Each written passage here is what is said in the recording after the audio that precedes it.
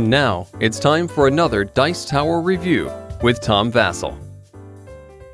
Hey folks, today we're taking a look at Revenge of the Dictators. Now, I knew nothing about this game going into it, but the theme of this game is you're a dictator who has fled from your country, you're living in Hawaii, you're angry at America for whatever reason, and you're deciding to take America over. So you're going to travel through America, disarm nuclear facilities, confront the president and say, "President, turn the country over to me."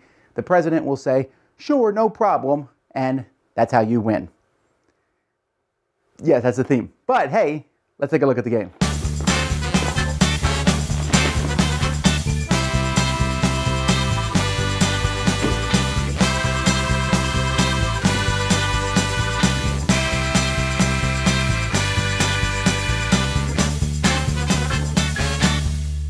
In this game, each player is going to choose a dictator that they want to be. So maybe you want to be Adolf the Hipster, or Benito the Blessed, or Lena the Lady, or Joseph the Man of Steel.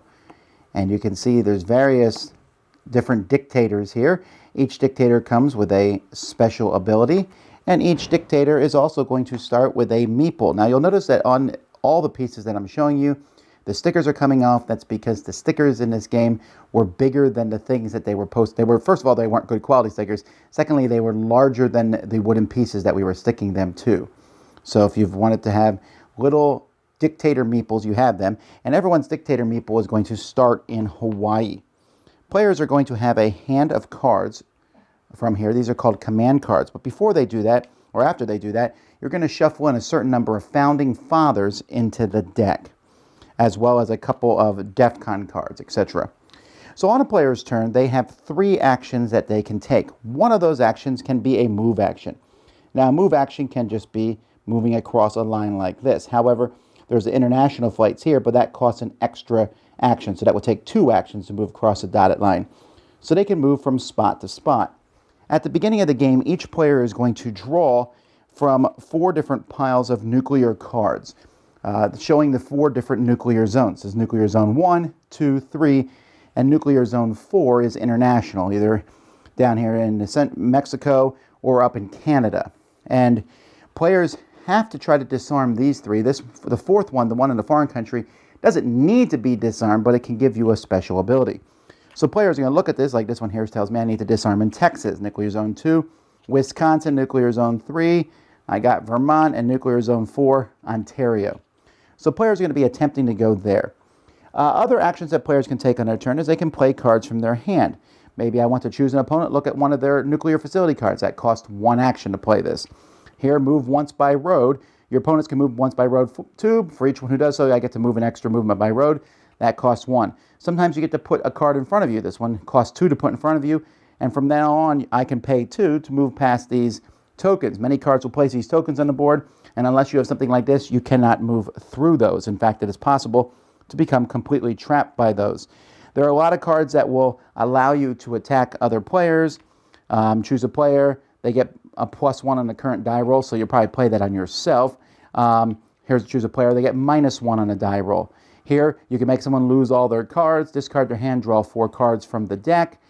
There are cards that cancel opponents' rolls that make them, right when they're about to do a nuclear zone card, discard it and draw another one. So your actions are you can also pay an action to draw more cards from the command deck. And then you're probably going to want to disarm your facility. So if your dictator is in the state, you can say, I'm going to try to disarm Texas, for example. And then you're going to roll a die. When you're trying to disarm a nuclear thing, a 3 through 6 is a success. The nuclear symbol is a 6. A 1 to 2 is a failure. When you try to disarm it, costs you your movement action plus 1 other action, so you have to get there, wait a turn, and then do it to disarm it. If you disarm it, you put it in front of you, yay, you can continue on. If you fail, you just have to keep trying. The whole goal of the game is to get to Washington, D.C. When you get to Washington, D.C., you're going to try to persuade the president to hand the reins of the country over to you.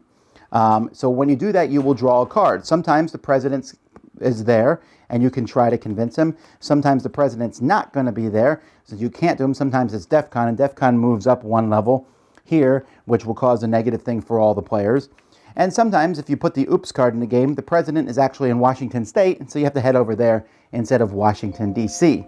When you try to convince the president, you will roll a 20-sided die. The number you need to roll higher than is dependent on how many nuclear facilities you've shut down. If you've not shut down any, you need to roll 20. If you've shut down one, you need to roll an 18 or higher. If you shut down two, you need to roll 14 or higher. If you shut down three, you need to roll 8 or higher. Those only count for the ones that are in the United States. If you ever disarm a nuclear facility on outside Canada, you will look at the token's number here. So this is token 7. You will then go to the page in the book and see what 7 does, and you can use it whenever you want. This lets you draw 5 presidential cards and choose one of them, put that card in front of you face down, put the other cards back in the deck, blah, blah, blah. There's even one here that lets you switch places with another player and everything that they have. When you're drawing cards, by the way, I should mention, oh, by the way, if you get the president, you win the game. If you roll the number that you need to, you win the game. There are cards that let someone cancel that roll, though, even after you've done it, so you might not win the game. These founding fathers will be in the deck. Occasionally they will show up, and they will cause bad things, usually to the person who draw them. So I draw John Adams. For the next 3 turns, I can only do my movement. I can do nothing else. John Jay, for the rest of the game, I play with an open hand. Benjamin Franklin, I draw another nuclear zone 4, and I have to do it before I can talk to the president. Thomas Jefferson, my hand limit is -2. Here, whenever I play a card, I have to skip my next turn. Everyone discards their hand. Samuel Adams, for 3 turns, you can't move. James Madison, you can't play helicopter march cards, and you can't use these cards, which can be problematic if you're trapped by the different tokens. The game conveniently comes with skip a turn cards or turn tracker cards if you skip multiple turns or things like that. And there's various other events that can happen. You can send someone to Guantanamo Bay. You can shoot someone across the map. There's all sorts of special cards. But eventually, someone will convince the president, and mercifully then, the game will be over. This game has a really nice looking board. The cards are good quality and the graphic design of the cards are good. Thus concludes my positive statements about this game, one of, if not the worst games to come out in 2016. There are so many problems with this game. First of all, the theme. The theme is kind of a funny ha-ha-ha theme. Dictators come take over America, blah, blah, blah. But why are they using these real-life horrific dictators? Yes, Adolf Hipster. It's Adolf Hitler. Have you wanted to manipulate a little meeple Adolf Hitler around the board and cheer for him as your protagonist? Maybe you do, but I would have felt a lot better if it had been, General Schwaba. That would have made more sense to have somebody fake and silly and over the top, but having actual real-life monsters who have killed millions combined, that seems like an off step there, especially for a game that's supposed to be silly fun, but it's hard to go, yay, Stalin! All right, so, but maybe you can get over that. Then the stickers that don't fit on the wooden pieces, that is an unforgivable sin for a game, really. That's just really bad components. It really takes away from the game. But those are minor complaints. The major complaint is that this game is just stupid. I mean, mind-blowingly awful this game is. This game is a mixture of take that and super luck. You realize that you can go to Washington, D.C. at the very beginning of the game and just start rolling the die until you roll a 20, doing nothing else. You say, well, yes, but someone else can go disarm a nuclear facility, and then they can go roll an 18 or higher. Yeah, but what? This game is just sheer. There's so much randomness. Disarming a nuclear facility, you have a 1/3 chance of missing, which is your whole turn, and it might happen 3 turns in a row. And then you finally succeed, and someone plays a card and you says, no, you did not succeed. There's a lot of those cards in the deck, even succeeding against the president. Oh, I won the game. No, you didn't. Let's try it again. Hey, you're about to do this, so I'll send you over here. Hey, the president's not Washington, D.C., he's over Washington. Hey, you go to Guantanamo Bay for no reason. Hey, we just put blockades all around you. Ha, ha, ha. There was one guy, John Dickinson, I think, founding father, and those founding fathers are idiotic. First of all, they don't make any sense thematically. Are the ghosts of the founding fathers coming up against dictators? I'm confused. But they're awful. I drew one where every turn you roll a die and something bad happened to you. There's the one where you can't move at all for 3 turns. Yay! Any game that has skip a turn in it is a bad thing to begin with. To skip multiple turns, to make it so you can't move, or blockades come all the way up and down the coast, and then you have to drive all the way up around them, and you can only move 1 per turn unless you get cards. Some cards are better than others.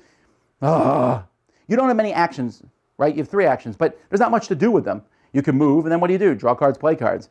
You're going to play negative cards against other players because you have no other choice. There's nothing else to do.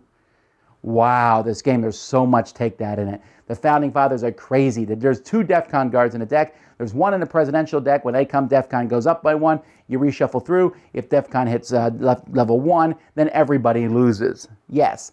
And again, thematically, as you're coming through America in a tank, blowing up cities and nuclear devices, no one's stopping you, and 4 of you doing it at the same time. But again, I could set aside the idiotic theming of the game. Again, if it was silly, funny Dictators, it might be funny. But mixed with this horror, I mean, this game feels like a 10-year-old designed it. Like a 10-year-old is like, ooh, this would be funny. You go over here, roll a die, you succeed, go over here, you win the game by rolling a 20, yay! And you'd be like, okay, Johnny, that's fun, but we're gonna take out some of these lose a turn cards, and let's learn how to make a better game. This is the year 2017, for crying out loud. Why are we making trash like this? This is trash. I was mind-boggled when I went to Board Game Geek and I thought, well, yeah, everyone must be rating this 1s, and this game is being rated by 10s by people, and I cannot fathom that. The only reason I'm not giving this game a 1 is because the cards are good quality and the design of the board actually is quite well done. But other than that, this is a heaping pile of manure.